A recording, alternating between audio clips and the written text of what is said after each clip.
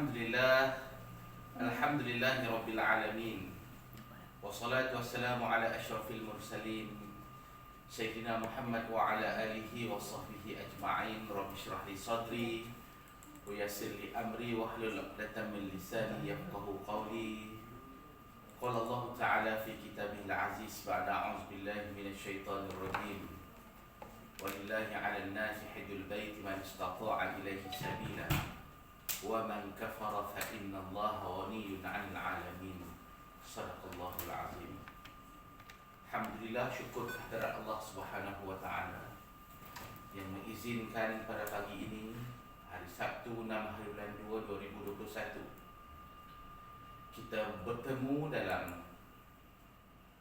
kursus asas haji, dan saya mengalu-alukan kehadiran para peserta bersama-sama untuk kita belajar, mendalami, sama-sama berkongsi ilmu-ilmu berkenaan pelaksanaan ibadah haji ini. Saya Ustaz Muhammad Fairuz bin Ismail, Pektan Negeri Perlis, akan bersama dengan tuan-tuan, khususnya peserta-peserta dari Negeri Perlis dan mana-mana yang dapat bersama-sama dengan saya dalam alam maya ini untuk sama-sama kita berbincang khusus asas haji bagi minggu pertama, pertemuan pertama. Dan insya-Allah pada pagi ini kita akan berbicara tentang sejarah dan pengenalan bagi tanah suci Mekah dan Madinah. Tuan-tuan, kita akan ke sana. Kata orang kita, tak kenal maka tak cinta. Mudah-mudahan dengan kita berkenalan terlebih dahulu dengan bumi Makkah dan bumi Madinah, sejarahnya dan kehidupannya, insya-Allah kita akan terlebih dahulu kita akan bersama-sama dapat mengenali dan memahami mintainya, insya-Allah. Apapun, marilah kita mulakan pertemuan pagi ini dengan terlebih dahulu untuk sama-sama bertalbiyah, menyemarakkan semangat sampai ke tanah suci dan seumpama dengannya. Mari bersama-sama dengan saya pada pagi ini, para peserta sekalian, ayah-ayah, ibu-ibu, tuan-tuan dan perempuan, kita sama-sama bertalbiyah walaupun dalam rumah kita masing-masing, insya-Allah. Labbaik Allahumma labbaik, labbaik la syarika laka labbaik, innal hamda wan ni'mata laka wal mulk la syarika lak. Labbaik Allahumma labbaik, labbaik la syarika laka labbaik, innal hamda wan ni'mata laka wal mulk la syarika lah. Alhamdulillah. Teruskan, teruskan. Alhamdulillah. Mudah-mudahan sama-sama kita dapat bersama-sama menyemarakkan semangat, dan mudah-mudahan Allah mengizinkan kita, insya-Allah, dengan doa, dengan munajat, dengan sembahyang hajat, yang seluruh umat Islam tadahkan tangan ke hadirat Allah, mudah-mudahan sampai hajat dan hasrat kita semua kembali ke tanah suci Mekah mengerjakan haji dan umrah. InsyaAllah pada hari ini kita akan berbicara tentang 5 tajuk kecil pecahan tentang Mekah Madinah ini. Pertama, kita akan bersama-sama menyoroti sejarah Mekah Madinah, sedikit tentang sejarah Adam dan Hawa. Yang kedua, sejarah Nabi Allah Ibrahim dan keluarganya. Yang kedua, kita akan berbicara tentang kelebihan tanah haram, insya-Allah. Adab dan kelebihan tanah haram. Ada di sana kelebihannya. Lalu kita mengambil kesempatan mengenali tempat-tempat mustajabnya doa. Yang ketiga, kita berbicara tentang sejarah Kaabah itu sendiri dan Masjidil Haram. Sejarah pembinaan Kaabah sepintas lalu, amalan-amalan yang sepatutnya kita fokuskan tak kala kita berada di sana. Dan juga sudah tentu tidak dapat tidak kita berbicara tentang air Zam-Zam, ma'uz Zam-Zam, 5 syurbalah, kan? Ma'uz Zam-Zam, insya-Allah. Yang keempat, kita akan berbicara tentang kawasan masyair haji, Arafah, Muzdalifah dan Mina.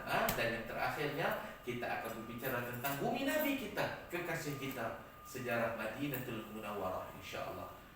Sejarah ini akan kita sama-sama soroti di hujung perjalanan kita. Tuan-tuan, siapa-siapa ibu ayah yang memiliki buku khusus asas haji, boleh sama-sama menyemak. Dan mungkin ada persoalan yang diajukan selepas selesai slot saya ini, apabila dibuka talian ataupun dibuka sesi soal jawab melalui chat kita, ibu ayah boleh ajukan. Ini bumi Mekah, di Masjidil Haram, ini gambaran atas, dan kita akan mula berbicara. Ayah ibu sekalian, Allah berfirman dalam Al-Quran bila menceritakan tentang Nabi Adam dan Hawa. Ringkasnya, mereka adalah penghuni syurga, tapi kerana kesilapan akibat godaan syaitan, akhirnya mereka diturunkan ke bumi. Allah berfirman, fatalaqa Adam min rabbih kalimatin fataba alaihi innahu huwat tawwabur rahim. Kemudian Nabi Adam menerima dari Tuhannya beberapa kalimah, kata-kata pengakuan taubat yang diamalkan. Lalu Allah menerima taubatnya. Sesungguhnya Allah Maha Pengampun lagi Maha Pengasihani. Apabila Nabi Adam telah bertaubat, Allah terima, maka Allah nak proses taubat itu berlaku dengan sebenar-benar taubat. Taubat yang sebenar, maka ditunjuk contoh oleh Nabi Adam alaihissalam. Dengan proses taubat, mereka melaksanakan suruh perintah Allah turun ke muka bumi. Lalu mereka terus dan terus berdoa dan berdoa, menyatakan kekesalan, menyatakan betapa silapnya mereka tewas. Lalu mereka berdoa yang mungkin selalu kita amalkan selepas solat. Qala Rabbana zalamna anfusana wa illam taghfir lana wa tarhamna lanakunanna minal khasirin. Dalam kandungan doa ini kita menyatakan betapa kita menzalimi bila kita buat salah. Itu sebenarnya hakikat kita menzalimi diri kita sendiri. Lalu kita mohon ampun kepada Allah, kerana Allah kita tidak mendapat keampunan dan rahmat Allah. Sudah pasti kita golongan yang rugi. Kita masuk di kalangan orang-orang yang rugi dunia dan akhirat. Justru tuan-tuan para peserta sekalian, inilah semangat kita hadir ke Mekah nanti, membawa perasaan asa taubat, bermula di tanah air, bermula di kampung rumah kita, sampai ke sana terus menyatakan taubat kita, kekesalan kita akibat kesilapan kita dalam melaksanakan suruh perintah Allah harian. Tentu di sana ada kekurangan, tentu di sana ada kesilapan, tewasnya kita, allazi yuwaswisu fi sudurin nas, tewasnya kita kepada bisikan-bisikan syaitan, tuan-tuan. Maka mudah-mudahan kita bertaubat dengan taubatan nasuha, insya-Allah, tuan-tuan sekalian. Dan marilah justru kerana itu kita mengikhlaskan, kerana syarat penerimaan sesuatu ibadah sudah pasti dan barang tentu ialah ikhlas di sisi Allah Subhanahu wa taala. Allah menceritakan betapa keikhlasan sangat dituntut. Cerita Habil dan Qabil, anak Nabi Adam. Tuan-tuan, biasanya kita berbicara di musim raya korban, pengorbanan pertama yang dilakukan. Apabila keikhlasan itu dipamerkan dalam rupa amalan yang bersungguh-sungguh, pengorbanan yang bersungguh-sungguh, sembahan pada Allah yang bersungguh-sungguh. Dalam peristiwa Habil dan Qabil, seorang datang membawa hasil tanaman yang kita boleh sebutlah mungkin gandum, tetapi yang sudah busuk, yang sudah rosak, yang sudah reput, diserah dijadikan korban pada Allah. Manakala seorang yang lebih bawa dalam bentuk binatang ternakan yang gemuk, banyak isinya, besar saiznya, disembahkan pada Allah, melambangkan keikhlasan kita dalam melaksanakan sesuatu ibadah. Maka sudah barang tentu keikhlasan itu, kesungguhan itu ditunjukkan dengan menyerahkan yang terbaik. Kalau binatang korban terbaik, banyak isinya, itulah afdalnya dalam melaksanakan. Tuan-tuan, mari kita berikhlas hati melaksanakan perintah Allah. Ikhlaskan hati kita ke tanah suci Mekah, ikhlaskan hati kita beramal, ikhlaskan hati kita melakukan persediaan. Mudah-mudahan apabila kita melaksanakannya, kita puas hati, tuan-tuan. Yang kedua, tuan-tuan, marilah kita berkenalan sudah tentu dengan kekasih Allah Khalilullah, Nabi Allah Ibrahim alaihissalam dan keluarga baginda. Siapa? tentulah istrinya Hajar. Siapa? Tentu bersama dengan Nabi kita juga, Nabi Allah Ismail alaihi wassalam. Kan? Sejarah pembukaan kota Mekah dikaitkan juga dengan kehadiran Nabi Allah Ibrahim dan istrinya Hajar dan anaknya Ismail meninggal. Mereka datang daripada bumi Palestin, datang ke bumi Mekah dengan suruh perintah Allah Subhanahu wa taala, benar-benar melakukannya. Tanda keikhlasan, tanda ketakwaan, tanda ketaatan. Maka Nabi Allah Ibrahim akhirnya meninggalkan zuriat keturunannya, istri dan anaknya di bumi Mekah dengan perintah Allah dan bertawakal sepenuhnya. Ini antara pengajaran yang ditunjukkan oleh Nabi kita Ibrahim alaihissalam tentang bagaimana berterima kasih kepada Allah Subhanahu wa taala. Bagaimana pula isteri baginda? Isteri baginda yang kita kenali dengan nama Hajar. Allah ditinggalkan suami bersama seorang anak kecil, tetapi pengaduannya pada Allah, pengharapannya pada Allah, serah dirinya pada Allah, Allah sangat tinggi. Menyerahkan diri pada Allah, mohon rezeki pada Allah, berikhtiar bersungguh-sungguh, berlari antara Safa dan Marwah, hingga akhirnya Allah rezekikan kepada mereka air Zam-Zam di hujung kaki Nabi Allah Ismail melalui sayap para malaikat, malaikat Jibril alaihissalam yang menggunakan sayapnya, lalu terpancutlah air Zam-Zam sampai ke hari ini. Sejarah ini sangat memberi kesan kepada kehidupan kita. Pengorbanan seorang ayah, pengorbanan seorang isteri, pengorbanan seorang anak. Mereka inilah yang buka bumi Mekah yang kita akan kunjungi. Maka kalau kita menyelami, kita menghayati sejarah ini, ayah ibu sekalian, tuan-tuan peserta khusus, Masya Allah, kita hadir di sana dengan hati, dengan jiwa, dengan perasaan, dengan feel, kata Allah SWT. Atau dalam pengajian ilmu tasawuf dia panggil zuk, satu rasa yang sangat mendalam yang akan menyebabkan kita sangat seronok. Sebab itu Allah rangkamkan kisah mereka dalam Quran.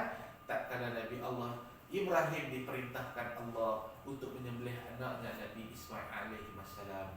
A'udzubillahi minasyaitonirrajim. Falamma balagha ma'as-sa'i qala bunayya inni ara fil manam anni azbahuka fanzur maza tara. Qala ya abati if'al ma tu'mar satajiduni insyaallah minas sabirin. Cerita yang kita sekali-kali dengar. Tak kala Nabi Allah Ismail telah mencapai umur yang boleh bekerja bersama-sama dengan Nabi Ibrahim alaihissalam, maka Allah mewahyukan kepada Nabi Ibrahim melalui mimpi untuk menyembelih anaknya. Lalu dia menyampaikan berita itu kepada anaknya. Fanzur maza tara, apa pandangan wahai anak? Nabi atau Rasul berbicara dengan seorang Rasul walaupun ayah dengan anak. Maka lambang itulah Rabbi dan Rasul yang kita ikuti. Ya abati if'al ma tu'mar, wahai ayah, laksana. Ketaatan yang mutlak 100%, 100%. InsyaAllah kau akan dapati aku di kalangan orang yang sabar. Lambang ketaatan, lambang sebesar-besar pengorbanan. Marilah kita taat perintah Allah. Marilah kita melakukan pengorbanan. Tuan-tuan hadir ke bumi Mekah berkorban, tinggalkan anak, tinggalkan keluarga, tinggalkan harta, tetapi pergi semata-mata taat perintah Allah lillahi ta'ala. Ini perintah yang akan kita lalui. Namun kita kena ingat, di sana sudah pasti sebagaimana Nabi Allah Adam dan isterinya Hawa pernah ditewaskan, pernah diganggu oleh gangguan iblis syaitan dalam syurga, itulah juga yang akan dilalui oleh kita. Kerana ayahanda kita Khalilullah Ibrahim alaihissalam pun diganggu syaitan tak kala ingin melaksanakan ketaatan.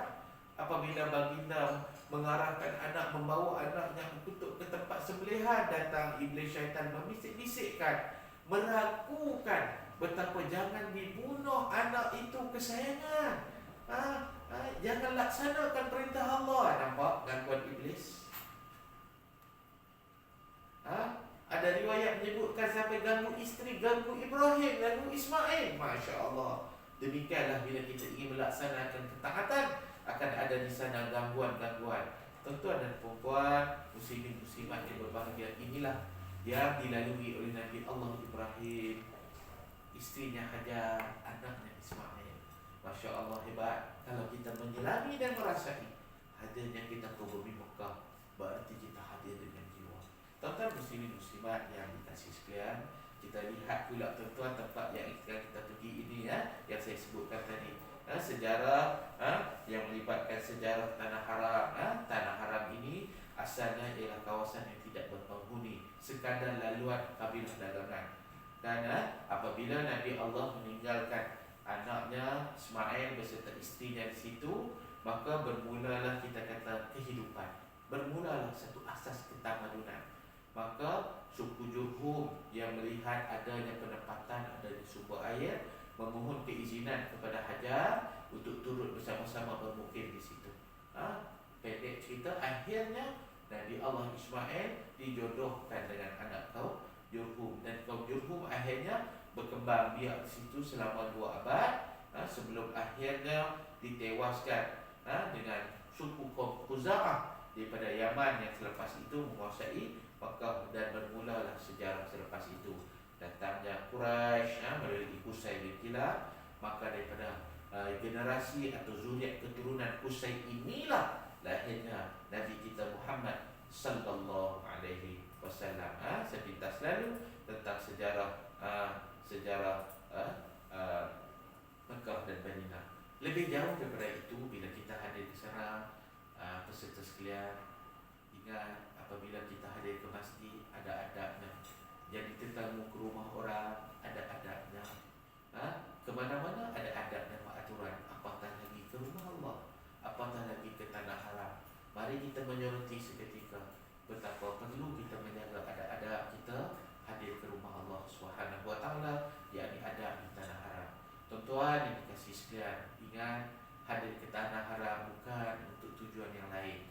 Bukan untuk membanyakkan kita membeli belah, bukan tujuannya untuk melancur, tapi menyedari yang pertama yang saya ingin kongsikan bersama dengan para peserta sekalian, menyedari bahawa perjalanan ibadah haji umrah ini adalah keseluruhannya ibadah, bermula daripada niat kita nak hadir lagi, simpanan keuangan kita melangkah kaki keluar, itu semua sudah dikira ibadah. Seluruh permulaan perjalanan bermula daripada kita keluar rumah sampai kita balik dengan keikhlasan kita, itu semua adalah perjalanan ibadah. Jangan cemari ia dengan benda yang merosakkan ibadah. Maka marilah kerana itu kita bergantung sepenuhnya dengan Allah.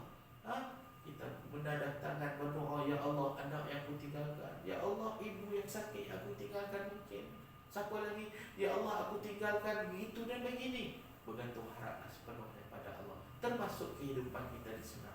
Mudah-mudahan kita disehatkan, diberi kekuatan untuk melaksanakan seluruh amal ibadah di sana. Kan pada masa yang sama syukur, alhamdulillah kita terpilih sebagai tetamu Allah. Betapa ramai yang mengharapkan tapi belum tiba kesempatan untuk mereka. Syukur, alhamdulillah. Pada masa yang sama redha dengan apa yang akan kita alami. Kita percaya semua pihak telah melakukan yang terbaik, tapi redha mungkin berlaku kekurangan yang di luar jangkaan. Kerana jemaah yang terlalu ramai mungkin akan berlaku kekurangan tertentu, kelambatan, kelewatan mungkin, situasi yang tidak mengikut kehendak kita. Redha. Kata orang pergi Mekah jangan banyak sangat dia punya keinginannya. Redha sekadar kemudahan yang kita dapat. Sebab kita kena menyedari kita tetamu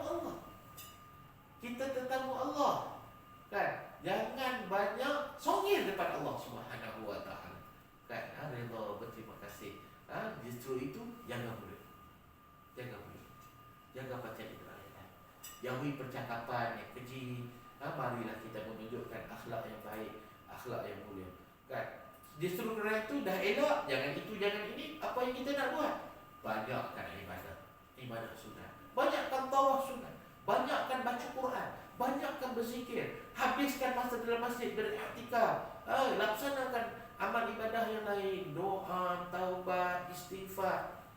Jangan habiskan masa membeli belah. Habiskan masa, kata bahasa orang sekarang ini, membawa. Banyakkan buat perkara yang tidak memberi manfaat, malah lagu sia-sia. Elakkan sikap sombong, takabur, aku yang paling tinggi, aku banyak duit, aku somebody. Jangan. Kita hanyalah hamba Allah. Justru kalau buat macam tu, kita bimbang timbul pertengkaran, lalu ada yang sakit hati, ada yang cedera hati, ada yang macam-macam lah. Maka elakkan situasi-situasi macam tu, mengadu domba, bawa cerita. Tak nak. Kita sebaliknya banyak ibadah lain selain daripada hubungan langsung dengan Allah. Hablum minallah, hablum minannas. Tolong menolong, bekerjasama. Malah di sana mungkin ada ruang membantu petugas-petugas haji dengan jemaah haraman. Kita menghulurkan tenaga kita, kenderaan kita untuk membantu. Masya Allah, pahala sangat tinggi di sisi Allah Subhanahu Wa Taala. Ini adab kita nak suci. Adab kita nak suci. Sebab apa sahaja yang kita laksanakan di sana, macam yang mungkin kita pernah pelajari. Kalau ini pertama kali tuan-tuan, bumi kelahiran Rasulullah, bumi tanah haram ini fadilahnya terlalu banyak. Kan? Fadilahnya terlalu banyak. Ini adalah semulia-mulia tempat. Yang disebut sebagai haraman, tanah yang aman. Tanah yang selamat dan aman. Masya Allah. Kemudian yang paling best, yang paling menawarkan tawaran istimewa kepada bumi Mekah khususnya, ialah digandakan 100,000 kali ganda bagi setiap solat khususnya, dan kata ulama, dan semua amalan-amalan lain yang dikerjakan. Masya Allah. Kan kalau solat 100,000, yang wajibnya, yang sunatnya, tuan-tuan boleh bayangkan kalau kita bersedekah walaupun RM1, kalaulah sedekah itu digandakan 100,000 kali ganda, RM1 100,000. Oh tuan-tuan, Masya Allah. Kan ini kelebihan yang sangat hebat di tanah haram. Di sana juga tempat yang sangat mustajab doa. Kita akan tengok selepas ini tempat-tempat yang sangat spot untuk kita pilih berdoa. Walaupun keseluruhan bumi haram dan pastilah haram itu sendiri pun sebenarnya tempat mustajab, kita pilih lagi. Mudah-mudahan tempatnya mustajab, masternya mustajab. Tanda tangan mohon, ya Allah, kita mohon itu dan ini diterima Allah Subhanahu Wa Taala. Kan tentu ada perempuan yang dikasih sekalian, dan juga kelebihan yang lain. Bumi Mekah ini tidak ada waktu larangan kita menunaikan solat semuanya. Kerana tanah haram, kita akan tengok sekejap lagi. Di sana tempat yang rahmat Allah sentiasa turun. Sentiasa turun, Masya Allah. Maka kita mengambil manfaat daripada hadirnya kita ke bumi haram ini. Tuan-tuan dan puan, dalam kitab Bughiyatul dijelaskan betapa 100,000 yang saya sebutkan tadi bukan sekadar dalam Masjidil Haram, tapi seluruh tanah haram. Allah berfirman dalam surah Al-Isra, barakna haula, yang kami berkati seluruhnya, yakni seluruh tanah haram. Kerana itu para ulama sebahagian yang menyatakan bahawa kelebihan itu meliputi Masjidil Haram dan seluruh tanah haram yang saya sebutkan tadi. Masya Allah.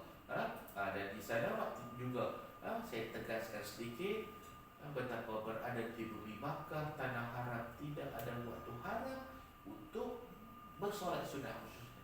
Tuan-tuan, kita tahu selepas asar haram kita buat semayang di tanah halal, di bumi kita, di Malaysia, di Perlis, di Kedah. Kerana apa? Itu waktu tahrim disebut, waktu haram solat. Lepas subuh, pagi tadi kita solat subuh, selesai, seusai solat subuh, tak boleh sembahyang sunat taubat, tak boleh sembahyang sunat yang lain, tak boleh. Kena tunggu hingga masuk waktu duha. Tetapi apabila berada di bumi Mekah, sesuai dengan namanya tanah haram, yang haram di bumi halal, di sana menjadi halal. Boleh sambung selepas asar nak buat sembahyang taubat, sembahyang hajat. Lepas subuh pun masih boleh sambung lagi. Sebagai contoh waktu yang biasa kita tak boleh buat ibadat, termasuk waktu tengah hari, matahari tegak di atas kepala. Ini adalah waktu-waktu yang diharapkan ibadah. Namun di bumi Mekah itu adalah satu kelebihan, kita boleh laksanakan sepuas-puasnya. Dan yang sudah pasti barang tentu yang saya sebutkan tadi, tuan-tuan, jangan lepaskan peluang sebanyak-banyak waktu, menghabiskan daripada ibadah lain.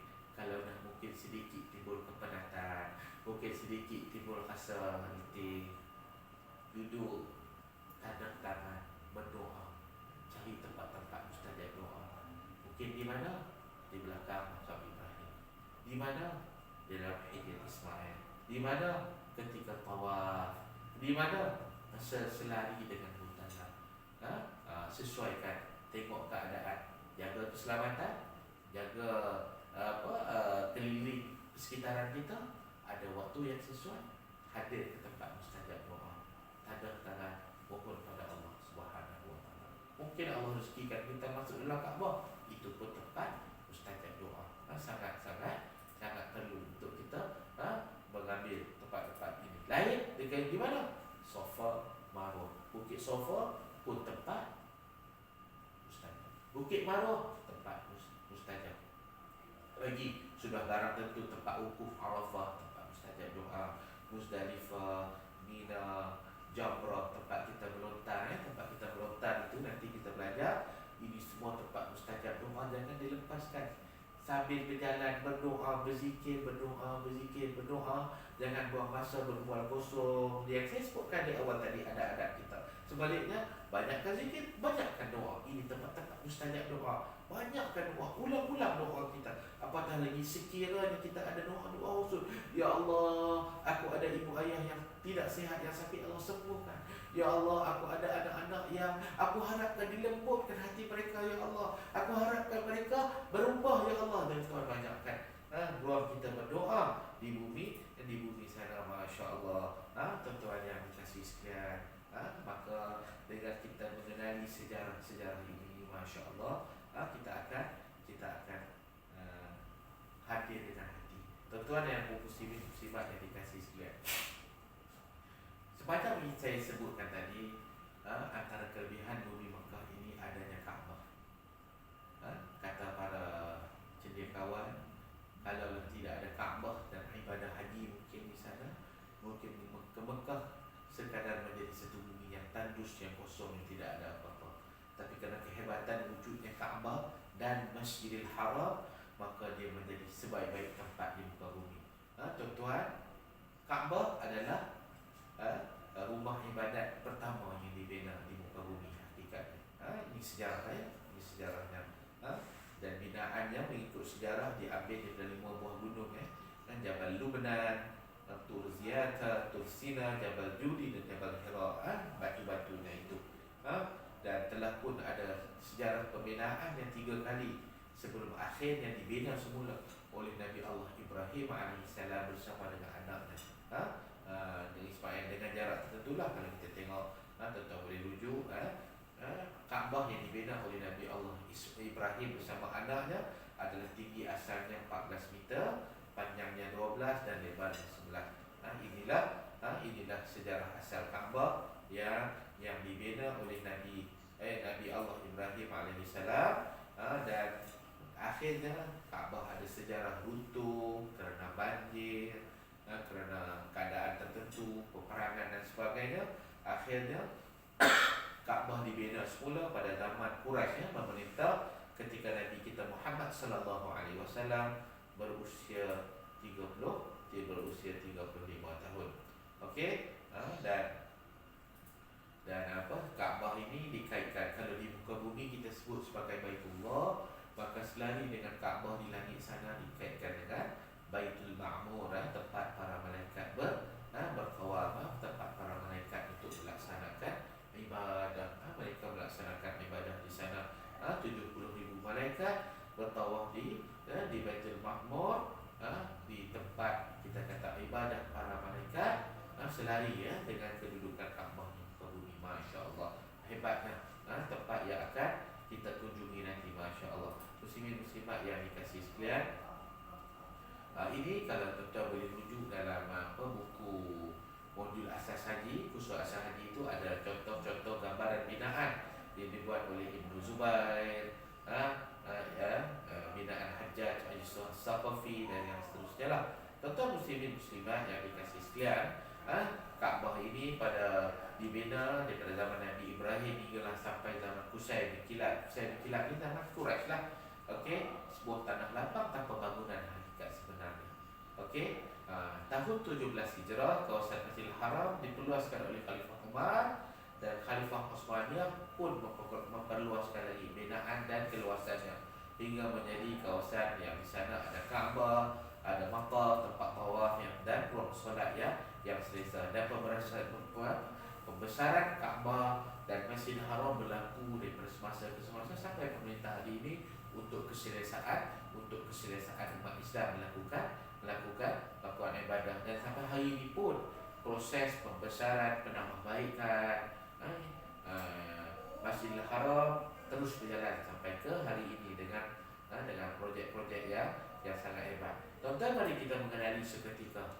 Mari kita mengenali kedudukan Kaabah. Kalau kita tengok bangunan Kaabah 4 segi itu sebenarnya ada nama-namanya untuk kita kenali. Tuan-tuan biasa dengar istilah Hajarul Aswad. Bermula tawaf di penjuru, di bucu Hajarul Aswad. Itu sebenarnya salah satu penjuru daripada penjuru Kaabah. Di sana ada penjuru yang lain, mungkin yang kita biasa juga kita sebut sebagai penjuru Yamani, rukun Yamani, penjuru Yamani. Ini dua yang kita berbeza. Lagi dua mari kita kenali namanya rukun Iraqi atau penjuru Iraqi, dan satu lagi penjuru Syami. Yang sisinya ada Hijr Ismail. Kalau tuan-tuan yang memiliki buku asas hadis itu tengok nombor 10 tu, Hijr Ismail. Masya-Allah. Di bucun nombor 3 Syami, yang nombor 4 itu yang nombor 2 itu Iraqi, yang nombor 3 itu Syami. Di bahagian situ ada Hijr Ismail, dan di atasnya ada pancuran emas. Yang ada bangunan kecil itu adalah makam Ibrahim, berada di belakangnya. Itulah tempat mustajab doa makam Ibrahim. Bukan mesti belakangnya, belakangnya. Kalau sampai Jumaat kita ke belakangnya lagi, hatta sampai ke dalam Masjidil Haram. Masya Allah. Yang warna hitam itu kelambu Kaabah. Kelambu Kaabah yang ditenun, yang ditukar pada setiap musim haji kebiasaannya. Dan Kaabah ini ada tapak dia yang kita panggil Syazarwan, kaki 5 dia tapak. Dan membijak Syazarwan itu ada hukum tertentu ketika tawaf. Nanti kita belajar kita tawaf. Sebab tu kena kenal Syazarwan itu apa? Kenapa ada hukum? Nanti dengar Syazarwan apa benda tu? Ketika belajar tentang sejarah Mekah, kita dah belajar apa itu Syazarwan. Yang ini tapak kaki ataupun tapak di bahagian bangunan Kaabah itu, kaki 5 lebihan itu yang ditapak, ada hukum dah yang akan kita pelajari nanti. Ini adalah antara nama-nama di bangunan Kaabah yang kita perlu kenali. Dan yang terakhir yang mungkin saya boleh sebut yang sangat perlu kita ketahui ialah yang disebut sebagai multazam, tempat mustajab doa juga. Antara itu Kaabah dengan rukun Hajarul Aswad, dengan tempat kita mengunjung Hajarul Aswad itu salah satu yang disebut sebagai multazam, tempat mustajab doa. Tuan-tuan, kalau siapa berkesempatan boleh hadir ke situ dengan jaga keselamatan dan semua sekali untuk berdoa. Masya Allah. Ini bangunan Kaabah. Maka justru kerana itu sebagai untuk kita dah kenal sejarah Kaabah, Masjidil Haram, maka kita nak buat apa di sana? Tadi kita dah kenal tempat mustajab doa. Buat apa? Mari tengok tuan-tuan, banyakkan amalan kita di Masjidil Haram dengan beriktikaf dalam masjid. Nawaitul i'tikaf fi hadzal masjid lillahi ta'ala. Sahaja beriktikaf dalam masjid ini kerana Allah Ta'ala. Kalau mustajab i'tikaf itu boleh berzikir subhanallah, astagfirullah. Apa saja jenis zikir yang kita boleh buat sampai tertidur. Kerana i'tikaf, tertidur pun mudah-mudahan dalam pahala. Masya-Allah. Kita habiskan dengan baca Quran. Latih diri baca Quran. Bismillahirrahmanirrahim. Tabarakalladzi biyadihil mulku wa huwa ala kulli syai'in qadir. Masya-Allah. Pastikan masa dengan Quran. Kalau boleh pastikan kehadiran kita buat haji, laksanakan haji, alangkah indahnya. Kalau kita boleh laksanakan itu, sempat pula khatam Quran di sana. Ini amalan yang sangat perlu kita sempurnakan apabila kita berada di bumi Mekah dalam Masjidil Haram ini. Masya-Allah. Lagi apa tuan-tuan? Banyakkan selawat kita Nabi sallallahu alaihi wasallam. Banyakkan satu selawat dan jangan 100,000. Sedekah, masya-Allah. Amal-amal soleh yang lain, tawaf, solat sunat. Yang penting pada masa yang sama jauhi perbuatan sia-sia. Kita guna istilah apa? Lawa, sia-sia, tak ada manfaat. Bimbang lagi dosa. Bimbang lagi bila banyak dosa, banyak titik hitam datang kemurkaan Allah Subhanahu Wa Taala. Berada di mana? Bumi Makkah, masya-Allah. Mari kita membanyakkan dalam Masjidil Haram, banyakkan masa di situ dan banyakkan amal-amal soleh. Ayah ibu muslimin muslimat yang dikasihi sekalian, alhamdulillah, itu tentang Masjidil Haram. Satu lagi perkara yang sudah tidak ada barang tentu, yang menjadi rebutan, yang menjadi keinginan, yang menjadi kesungguhan, yang sangat-sangat kita rindu, tentulah tentang cerita air Zam-Zam. Masya Allah, air Zam-Zam, sebab ada sejarahnya. Tapi yang lebih penting manfaat daripada air Zam-Zam itu. Jom kita tengok seketika tentang kewujudan air Zam-Zam.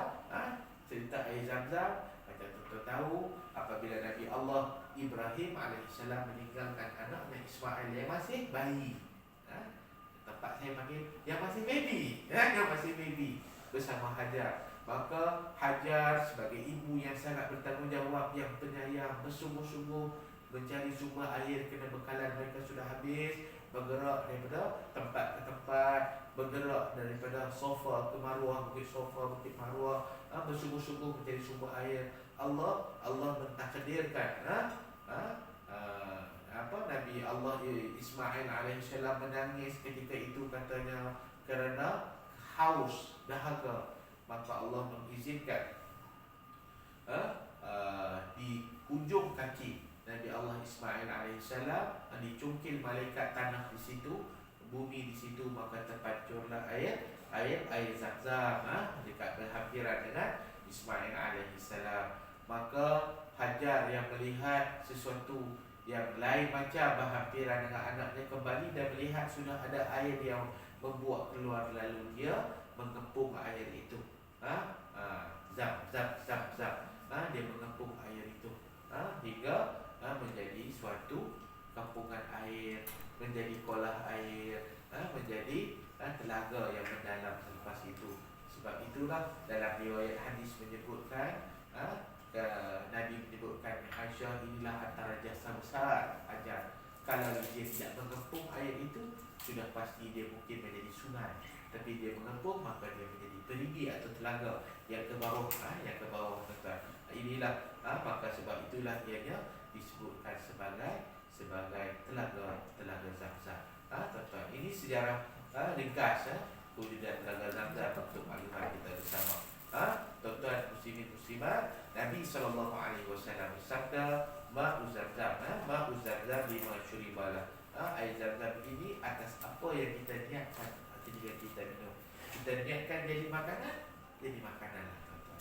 Kita niatkan jadi penawar, ubat-ubatan, insya-Allah air Zam-Zam akan menjadi penawar kepada kesakitan, keletihan, ikut apa yang kita niatkan dalam hati.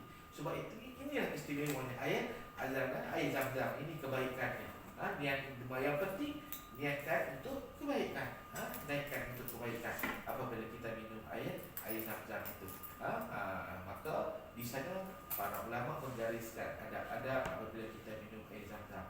Kita menghadap arah kiblat, yang itu kalau dalam Masjidil Haram, masya-Allah senang. Kita mencari arah bangunan Kaabah, menghadap arah kiblat. Bacalah bismillah, guna tangan kanan. Kalaulah saya boleh contohkan untuk para peserta di sini, kita letak air Zam-Zam dalam gelas macam yang saya tunjukkan ini, menghadap kiblat, baca bismillahirrahmanirrahim. Saya pegang dengan tangan kanan, okey, dengan dan kita minumlah dengan 3 kali teguk dengan membaca doa, Allahumma inni as'aluka ilman nafi'an wa rizqan wasi'an wa shifaa'an min kulli da'in. Doa ini dikatakan pernah dibacakan oleh Ibnu Abbas ketika meminum air Zam-Zam. Maka kita bacalah doa yang baik-baik daripada basmalah untuk dan kita teguk 3 kali, tuan-tuan. Maafkan saya tunjukkan contoh, tuan-tuan, ya. 1, 2, 3. Itu antara contohnya lah, tuan-tuan, ketika kita minum. Dan mudah-mudahan Allah bagi kesembuhan. Maka saya pun dapat melegakan sedikit tekak saya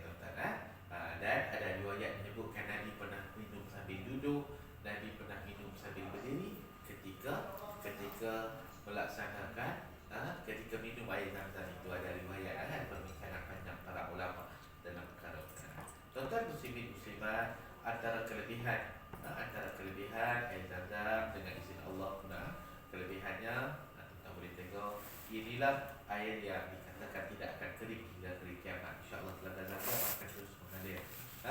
Air ini ketika dulu digunakan untuk membasuh hati dan jantung Nabi ketika nak diisrakan. Dan antara fadilatnya boleh menyembuhkan mengikut niat kita tadi, boleh sembuhkan penyakit dalam kalangan kita mudah-mudahan. Itu ikhtiar kita, lebihnya kita serah pada Allah. Dan dia ketika menjadi makanan, kita niatkan mudah-mudahan memberi kekenyangan, menambah kekuatan pada tubuh kita. Dari segi kajian saintifik yang telah juga menunjukkan bahawa air zam-zam ini mempunyai fadilat yang sangat banyak. Sebagai grade 1, air yang paling baik dari segi kualitinya untuk diminum dan dimanfaatkan. Kerana apa? Kerana air itu Allah Ta'ala jadikan special.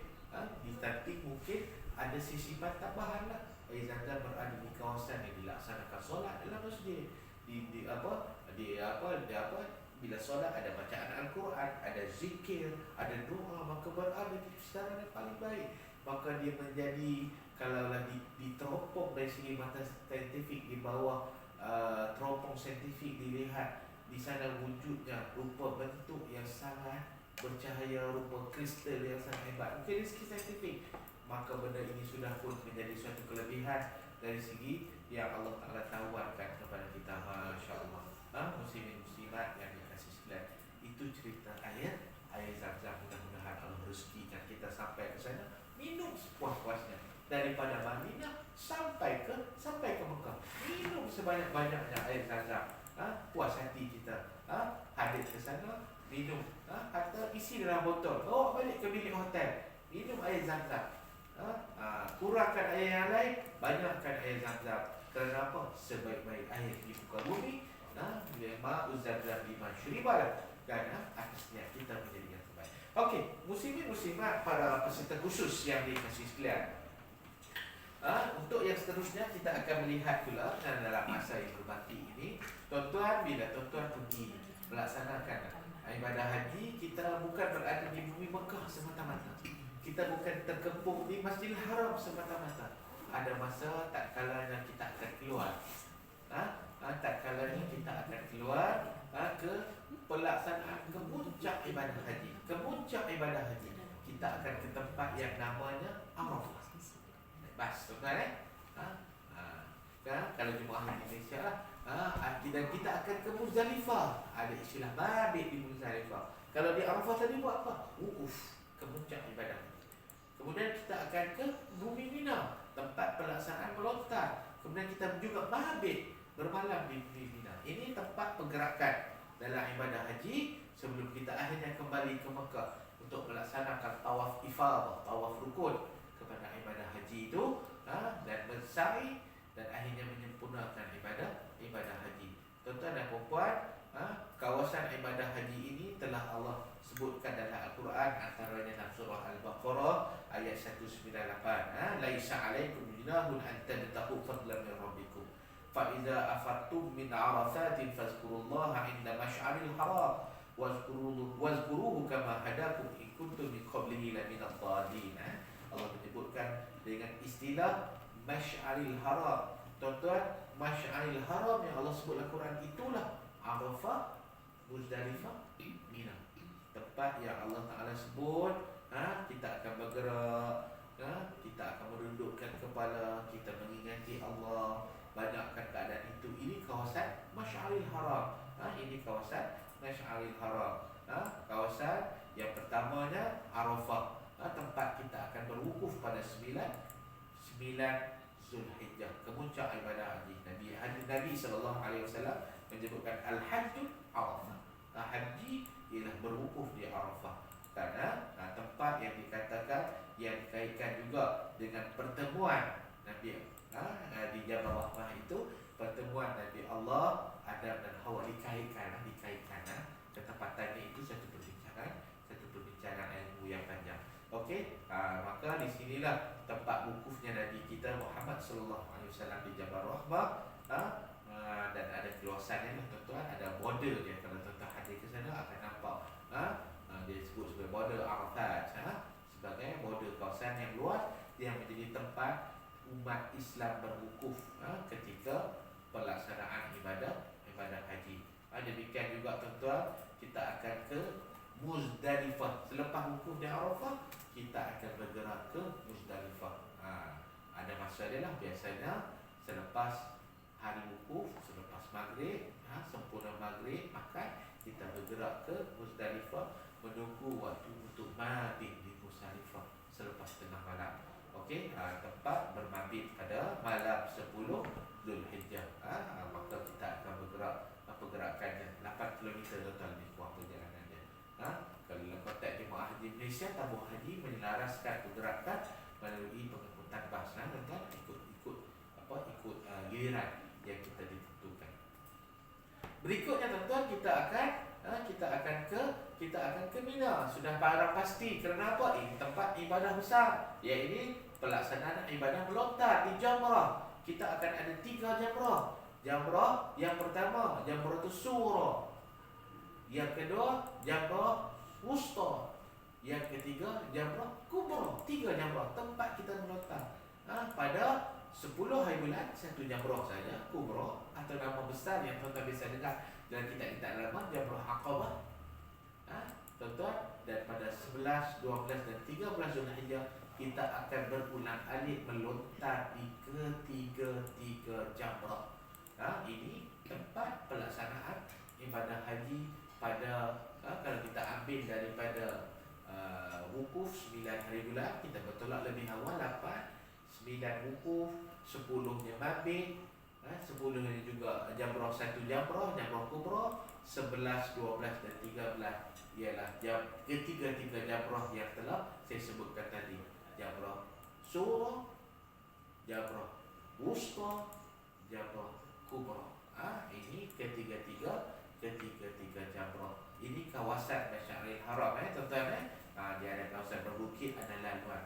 Cuma tempat pergerakan jemaah haji Malaysia itu agak jarak sikit lah, kita perlu berjalan kaki ketika untuk sampai ke kawasan pelaksanaan ibadah ini. Maka inilah kawasan pelaksanaan. Dan di kawasan kita di Mina ini, kita sebut istilah mabit di Mina, tuan-tuan. Kita perlu bermalam di Mina. Dan kawasan Mina ini sekarang pemerintah Arab Saudi telah bahagikan kepada 3, iaitu kawasan yang hampir dengan Jamarat dengan istilah nama Jamarat, kemudian dia panggil Mina Jamarat, kemudian dipanggil Mina Mu'assir di tempat perkemahan jemaah haji Malaysia, Mina Mu'assir, dan kawasan baru yang disebut Mina Muhassir yang berhampiran dengan kawasan Muzdalifah, kerana ramainya jemaah haji yang perlu ditampung dalam bumi Mina pada satu-satu masa musim haji, kerana ramainya jemaah yang hadir pada satu-satu masa berkenaan. Tuan-tuan dan puan yang dikasihi sekalian, itu sepintas lalu tentang bumi Masyaril Haram, tempat kita melaksanakan sejumlah ibadah haji. Tawaf tak ada kat sana, tuan-tuan. Sa'i tak ada kat sana. Yang ada bumi Arafah, wukuf. Bumi Muzdalifah, mabit.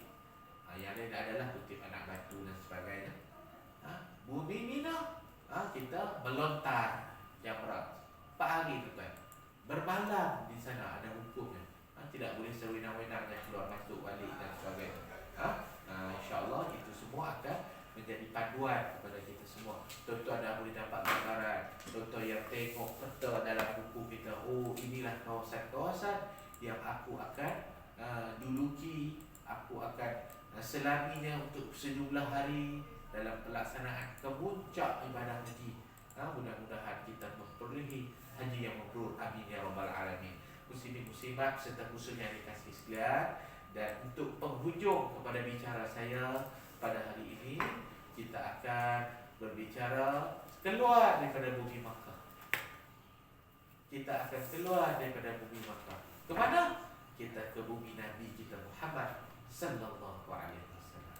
Kita akan ke bumi kita akan ke bumi Madinah. Mari kita berbicara tentang bumi Madinah, bumi tempat hijrahnya Nabi kita, dan akhirnya Nabi bermukim, bermustatir di sana sehinggalah wafat Nabi kita. Hingga Nabi di sana terbinanya Masjid Nabawi. Kita Masjid Nabi yang kita panggil dengan Masjid Nabawi.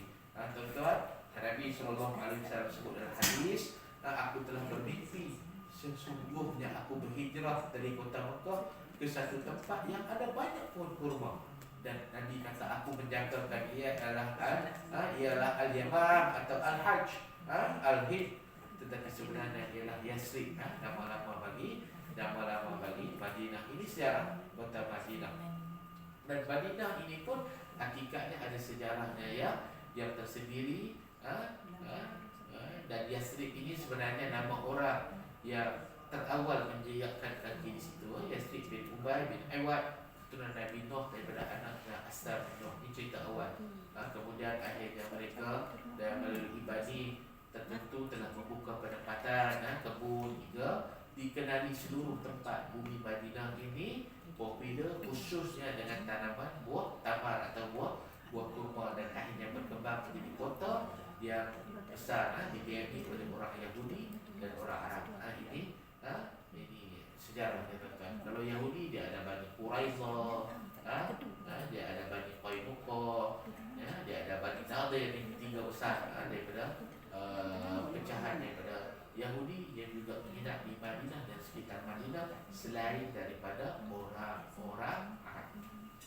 Selain daripada orang-orang Arab yang kita kenali ketika dengan ceramah hijrah Aus, Khosraj.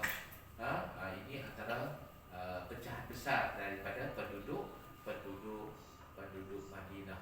Tinggallah datangnya Rasulullah hijrah, maka ditukarlah nama Yathrib itu kepada Madinah. Madinah Munawwarah.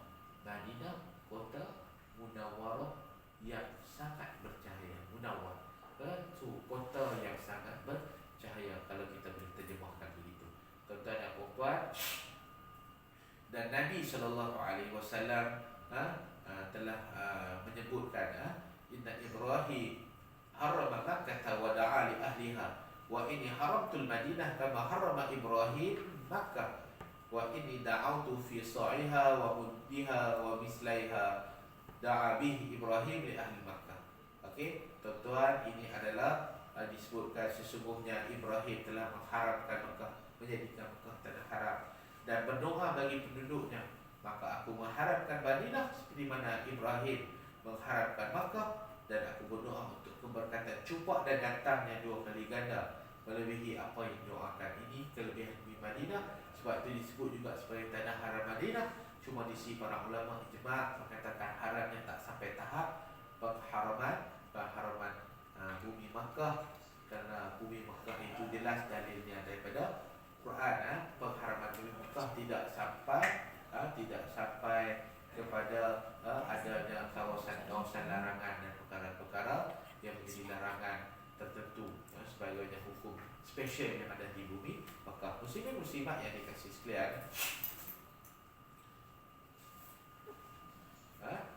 dan apabila kita berada di bumi Madinah, di sana banyak sejarah Islam, banyak sejarah-sejarah Islam, dan sebahagiannya kita akan ziarahi, kita akan lawati, sama macam bumi Mekah, untuk kita mengenali, kita memahami, kita menghayati, kita mengambil ibrah, yakni pengajaran, mengambil iktibar, memahami sejarah Islam, memahami sejarah Nabi, memahami sejarah perjuangan para sahabat, memurnikan hati kita. Islam tidak sampai ke sisi kita dalam keadaan yang mudah. Islam tidak sampai ke hadrat kita dalam keadaan dihampari permainan merah. Tidak.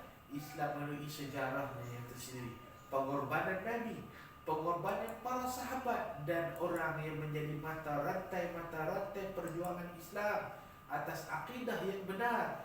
Mereka lah yang akhirnya membolehkan Islam sampai ke tempat kita. Maka ketika berada di sana, ayah ibu yang dikasihi sekalian, salah satunya kita akan menziarahi Masjid Quba. Ada sejarahnya Masjid Quba. Inilah masjid pertama. yang dibina oleh Nabi kita Muhammad sallallahu alaihi wasallam dalam peristiwa hijrah. Nabi sampai, ringkasnya Nabi sampai terlebih dahulu di Quba, 3 kilometer dari selatan bandar Madinah.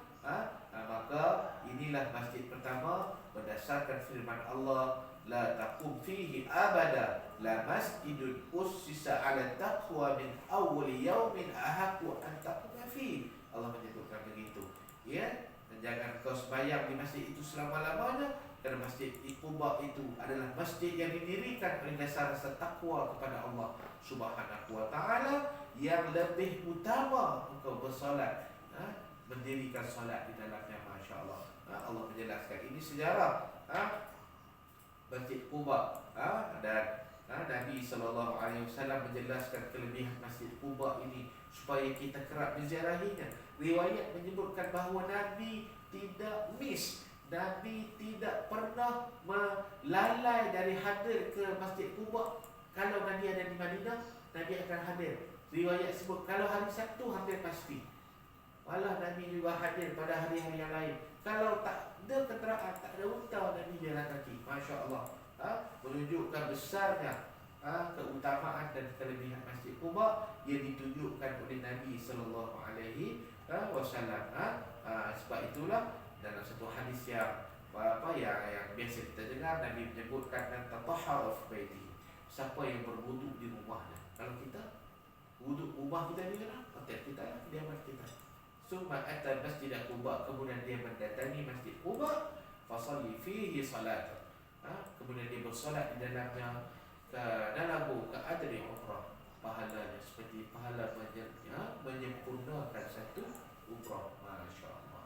Kan, kalau kita kerap berulang alik, maka setiap hari dapat pahala umrah tanpa tawaf, tanpa sa'i, tanpa mencuba rutin, hanya solat di dalamnya mendapat pahala kelebihan itu. Ini masjid Quba. Tuan-tuan muslimat ini kasih sekalian, dan Masjid Quba ini didirikan oleh Nabi SAW bersama para sahabat. Ketika mula-mula sampai, seperti yang disebutkan tadi, hatta Nabi sendiri sampai berpeluh bersama para sahabat untuk melaksanakan pembinaan Masjid Quba sebelum Nabi akhirnya bergerak masuk ke bumi Nabi sallallahu alaihi wasallam. Tuan-tuan dan puan, kemudian Masjid Nabawi yang dibina di atas satu tanah asalnya hibah yang diwakafkan semula. Nabi masuk ke kota Madinah, Nabi membeli sebidang tanah yang dimiliki oleh 2 orang anak yatim, As Ibn Zurar. Maka mereka peliharaan Al-As'ad Ibn Zurar. Maka Nabi membelinya, bayar oleh sahabatnya, hingga akhirnya Nabi mendirikan masjid ini. Singkat cerita tentang pembinaan Masjid Nabawi, pembinaan Masjid Nabawi. Itu hingga terbina dan akhirnya dibesarkan seperti mana yang ada pada hari. Tuan-tuan, di sana juga kita akan berziarahi insya-Allah Masjid Qiblatain yang juga popular dengan sejarah. Qiblatain maksudnya apa? Masjid 2 kiblat. Kenapa 2 kiblat? Kerana dalam masjid inilah peristiwa turunnya ayat Quran mengarahkan Nabi kita Muhammad sallallahu alaihi wasallam. Nabi kita mengalihkan atau menukarkan arah kiblat, selepas turunnya perintah Allah. Nabi memohon kepada Allah Subhanahu wa taala agar ditukarkan arah kiblat daripada Masjidil Aqsa di Palestin ke selepas 17 bulan menghadap solat ke arah sana selepas hijrah untuk kembali menghadap ke arah Masjidil Haram. Ada kisahnya, ada sejarahnya. Tapi Allah menyebutkan fatnara taqalluba wajhaka fis sama. Kamu melihat engkau mendongak-dongakkan wajahmu ke langit, wahai Nabi, dalam solat, dalam doa mohon fawalli wajhaka syatral Masjidil Haram. Mohon dipindahkan arah kiblat ke arah Masjidil Haram. Maka Allah akhirnya membenarkan peristiwa itu berlaku. Di mana peristiwa itu berlaku? Dalam Masjid Qiblatain. Cuma ulama khilaf tentang waktu. Ada waktu asar, ada dikatakan waktu isyak dan sebagainya. Yang penting ia berlaku dalam Masjid Qiblatain. Dalam masjid inilah dibina 2 mihrab untuk melambangkan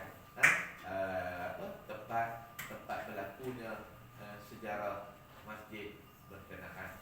Tuan-tuan dan muslimin muslimah, kemudian kita juga akan menziarahi yang disebut sebagai istilah Masjid 7. Kadang-kadang ziarah ke sini, kadang-kadang ketika ini tidak dibenarkan lagi turun, hanya sekadar lalu sahaja melihat.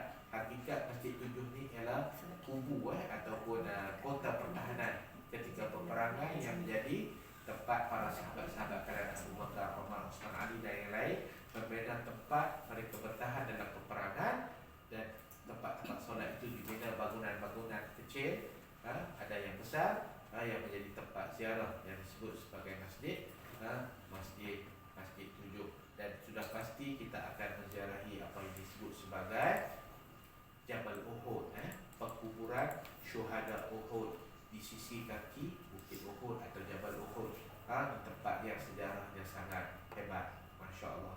Panjang untuk kita bicarakan, tapi inilah tempat ditempatkan para kubur yang ditempatkan para sahabat yang terkorban dalam peperangan Uhud yang sangat bersejarah itu.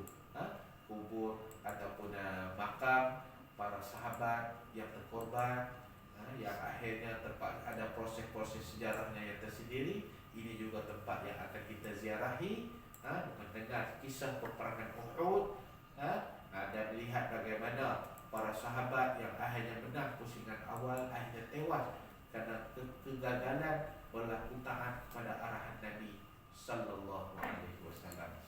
Sejarahnya sangat menarik. Ini tempat yang kita ziarahi insya-Allah dalam permukiman kita, menaiki Jabal Rumah di sebelah itu. Inilah Bukit Pemanah.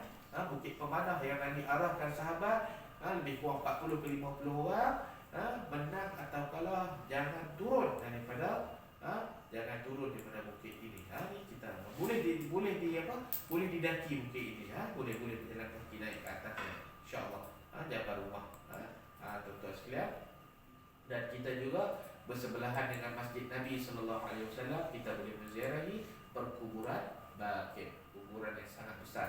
Kata orang seluas 4 stadium bola sepak sangat daripada zaman Nabi sallallahu alaihi wasallam sampai ke hari ini. Tempat dikuburkan para orang yang meninggal di sekitar Madinah, maka kita boleh menziarahi perkuburan Baqi'. Ini tempat dengan kelebihan-kelebihannya, tempat-tempat yang tertentu insya-Allah, tuan-tuan. Dan bagi jemaah lelaki pada hari tertentu insya-Allah boleh masuk menziarah ke dalamnya, boleh masuk dan menziarahi ke dalamnya.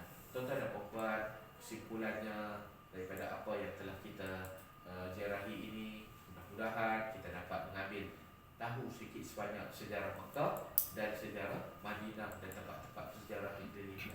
Dan mudah-mudahan kita dapat menghadap sedikit sebanyak kelebihan Masjidil Haram, kelebihan Tanah Haram, dan mengetahui adab-adab dan amalan-amalan yang perlu kita lakukan apabila kita berada di sana. Juga kita ketahui kawasan-kawasan penting dalam ibadah haji, Arafah, Muzdalifah, yang saya sebutkan tadi dengan istilah Masjidil Haram. Mudah-mudahan apa yang telah kita kongsikan pada hari ini akan memberi manfaat kepada kita semua insya-Allah. Ayah ibu, peserta-peserta dikasih sekalian, kita akan berhenti dahulu seketika selama 5 minit untuk berehat sebelum kita bersama untuk sesi berikutnya, mungkin sesi soal jawab yang berikutnya. Bolehlah tuan-tuan ambil nafas seketika, rengang-rengang